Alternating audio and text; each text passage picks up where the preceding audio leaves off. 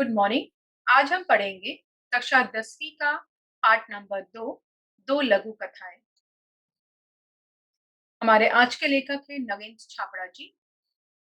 गद्य संबंधी और परिचय। लेखक का परिचय देखते हैं।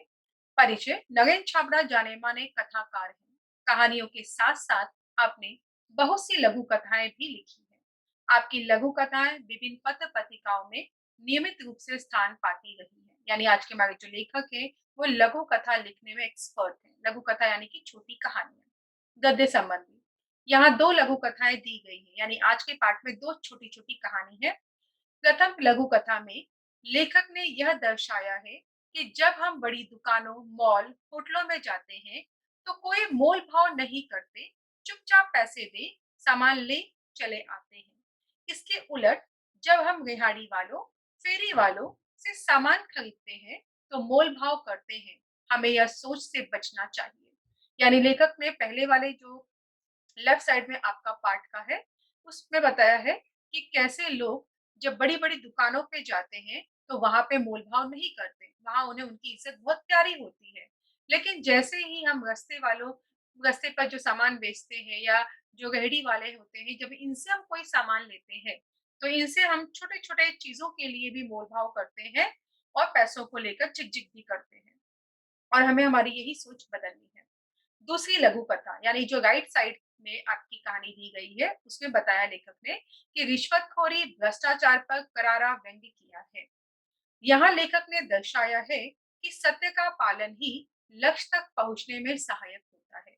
यानी दूसरी कहानी में लेखक ने कहा है कि हमें सत्य का साथ देना चाहिए, यानी सच बोलना चाहिए। कभी भी रिश्वत या भ्रष्टाचार हमें नहीं करना चाहिए। आइए पाठ पढ़ते हैं। कंगाल। तो आपकी पहली जो कहानी है उसका नाम है कंगाल। इस वर्ष बड़ी भीषण गर्मी पड़ रही थी। दिन तो अंगारे से तपे रहते ही थे, रातों में भी लू और उमस से चैन नहीं मिलता। भीषण, भीषण का मतलब होता है भयानक। अंगारे, अंगारे का अर्थ है ज्वालाएं। लू, लू का अर्थ होता है तपी हुई हवा। उमस, उमस का अर्थ है बिना हवा से होने वाली गर्मी। लिज लीजे, लिज लीजे का मतलब होता है बेढंगा, यानी बड़ा अजीब सा। देखिए, चित्रों को ध्यान से देखिए। तो लेखक का मानना है कि इस वर्ष बड़ी भीषण गर्मी पड़ रही थी, यानी गर्मी का मौसम था। दिन तो अंगारे से तपे रहते थे, रातों में भी लू और उमस से चैन नहीं मिलता था। यानी लेखक कह रहा है कि दिन में तो गर्मी पड़ी गई थी, ठीक है, कोई बाहर जा रहा है उसको सूर्य की गर्मी पड़ी गई थी, दिन भर हम एसी या पंखे के नीचे रहते थे, फिर भी जो पसीना है वो मर नहीं रहा था। और रात में भी हम पसीने से बड़े बेचैन रहते हैं। उस समय जो गर्मी पड़ रही थी उसकी बात लेखक ने कही है। सोचा इस लिजलिजे और घुटन भरे मौसम से राहत पाने के लिए कुछ दिनों के लिए पहाड़ों पर बिता आए। तो लेखक ने सोचा गर्मी बहुत है दिन में भी और रात में भी, क्यों ना कुछ समय के लिए हम पहाड़ों की यात्रा पर चले जहाँ ठंडा मौसम होता है, ताकि इस गर्मी से हमें राहत मिल सके। अब यहाँ पे आपका सवाल है कि इस वर्ष ऐसी गर्मी पड़ रही थी, वन बॉक्स। आपको इसका उत्तर ढूँढना है और ये आकृति वाले सवाल है, आपको इसका उत्तर लिखना है। अगले सप्ताह ही पर्वतीय स्थल की यात्रा पर निकल पड़े। 2 दिनों में ही मन में सुकून सा महसूस होने लगा।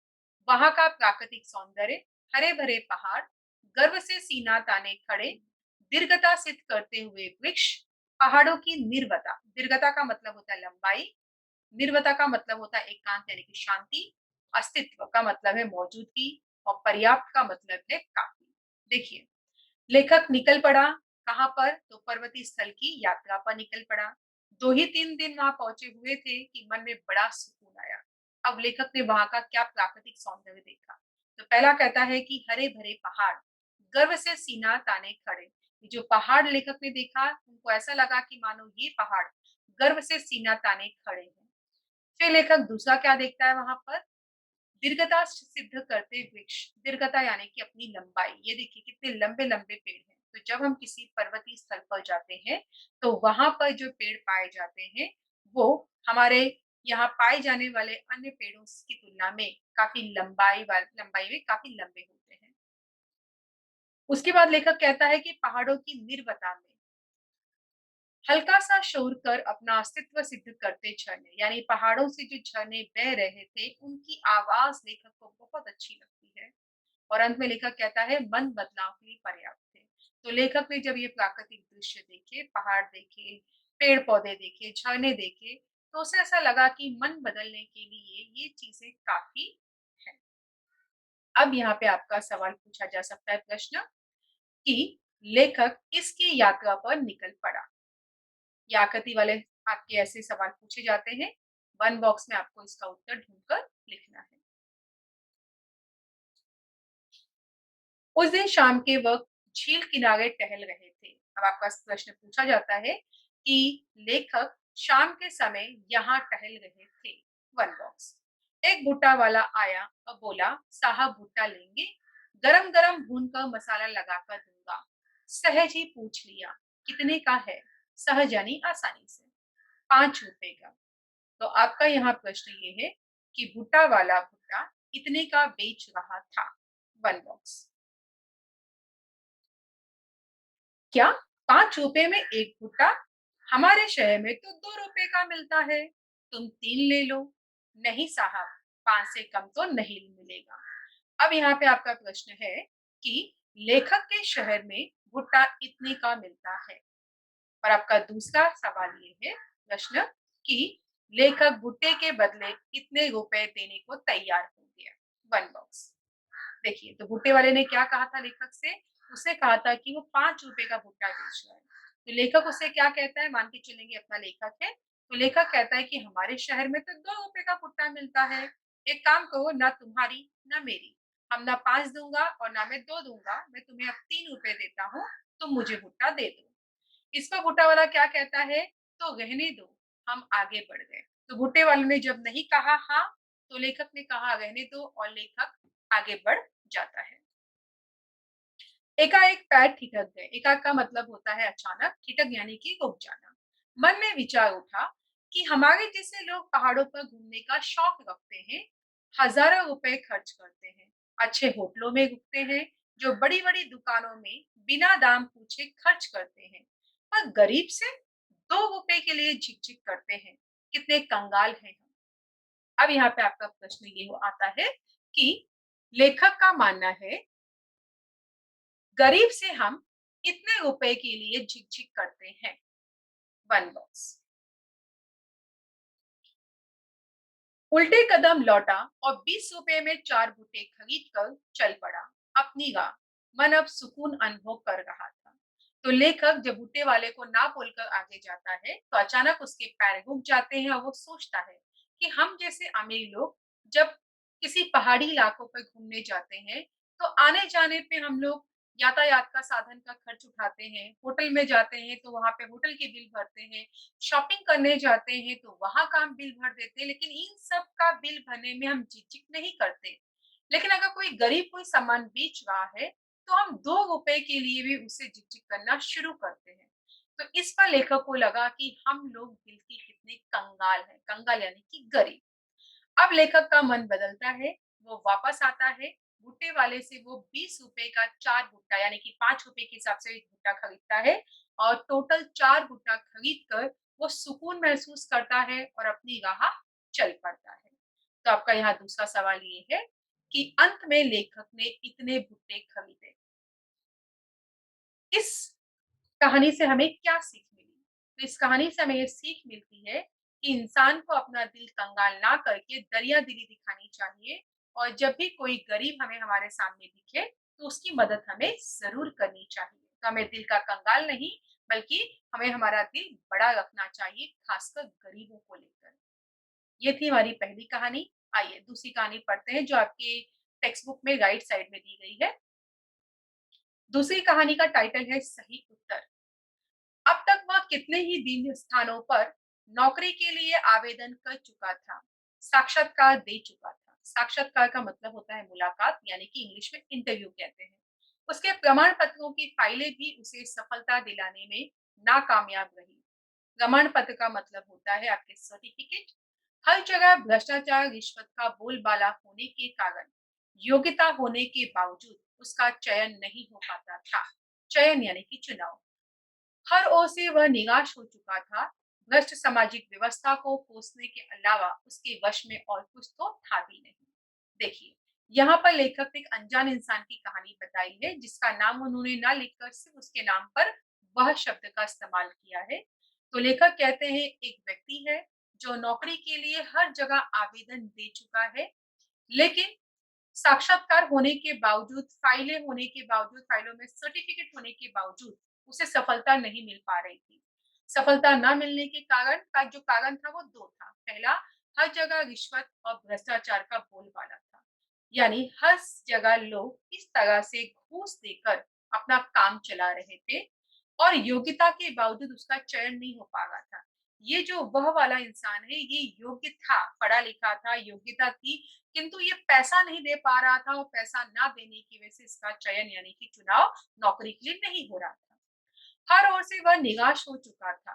भ्रष्ट सामाजिक व्यवस्था को कोसने के अलावा उसके वश में कुछ नहीं था। तो वो सिर्फ समाज की जो व्यवस्था थी उसे कोस रहा था और बाकी उसके हाथ में कुछ नहीं था। यहाँ आपका प्रश्न पूछा जा सकता है। आपका पहला, जो वह वाला इंसान था, तो आपका क्वेश्चन ये है कि वह कई बार यह दे चुका था। 1 बॉक्स। आपको ढूँढना है कि वह कई बार क्या दे चुका था, तो ये आपका पहला सवाल है। दूसरा, हर जगह इसका बोलबाला है। 2 बॉक्स। तो किसका बोलबाला है ढूँढना है और दोनों बॉक्स में आपको उत्तर ढूँढकर लिखना है। दूसरा, आज फिर उसे साक्षात्कार के लिए जाना है। अब तक वह देश प्रेम, नैतिकता, नैतिकता का मतलब होता है नीति नियम, शिष्टाचार यानी कि अच्छा व्यवहार, ईमानदारी पर अपने तर्कपूर्ण विचार, तर्कपूर्ण का मतलब होता है सही यानी कि प्रॉपर विचार बड़े विश्वास से रखता आया था। लेकिन इसके बावजूद उसके हिस्से में सिर्फ असफलता ही आई थी। साक्षात्कार के लिए उपस्थित प्रतिनिधि मंडल का मतलब होता है व्यक्तियों का विशेष दल, यानी वो पैनल जो इंटरव्यू के लिए बैठती है, लोगों का इंटरव्यू लेती है। में से एक अधिकारी ने पूछा, भ्रष्टाचार के बारे में आपकी क्या राय है?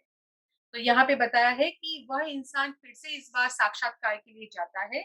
वहां पर जो प्रतिनिधि मंडल बैठे हुए थे, उनमें से एक अधिकारी ने पूछा कि भाई, भ्रष्टाचार को लेकर आपकी क्या राय है?